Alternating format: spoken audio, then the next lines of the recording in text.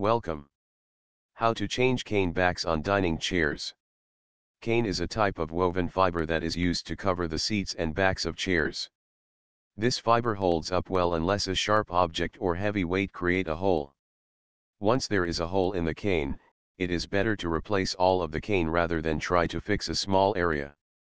Your cane seat back should have cane fabric surrounded by a cord spline material that is pressing the cane into a groove. Instructions.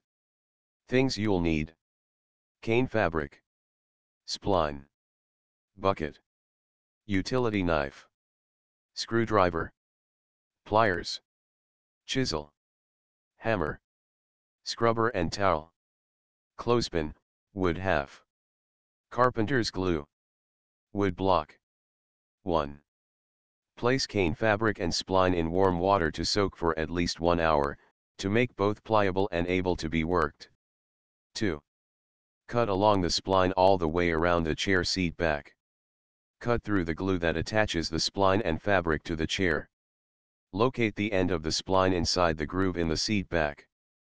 Pry up on the end of the spline without applying undue pressure to the wood around the groove.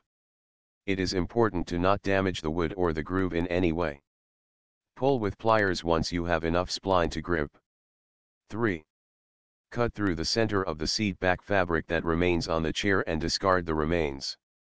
Find a chisel the same width as the groove and place the chisel under the edge of any remaining material in the groove. Tip the chisel to a 45-degree angle, then drive it along the groove by gently tapping it with a hammer. 4. Wash the groove with a scrubber and soapy water. Use the utility knife to remove any remaining material and dry the chair with a towel. If you need to do any repairs or refinishing, this is the point to complete those steps. 5. Position the chair on its legs with the seat back facing you. Measure halfway across the top of the opening.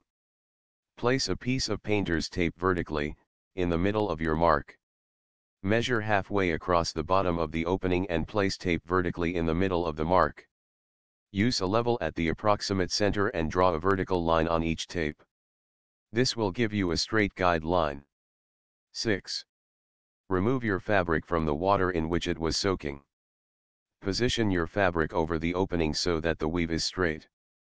Check the straightness of the weave using your marks. Press the cane into the groove with a wood wedge. One side of a wood clothespin will work. Cut 4 small pieces of spline 1 inch long. 7. Tap the cane into the top groove firmly with the wood tool and a hammer. Insert a piece of spline to hold the cane in place and tap that into place. Stretch the cane to the bottom groove and repeat. Do the same with both sides. The spline pieces will hold the cane taut while you drive the cane into the rest of the groove, including the corners. 8. Trim away the cane along the outside edge of the groove using a utility knife with a fresh blade. Remove the small spline pieces. Do not disturb the cane's position in the groove. Apply a bead of carpenter's glue in the groove all the way around. Remove your spline from the water and trim off a clean end. Start your spline in the bottom center of the seat back. Press the spline into the groove with your fingers until you reach the beginning. Trim off the excess. 9. Tap your spline into the groove with a wood block and hammer. Work along the spline every inch so that the spline seats deep into the groove.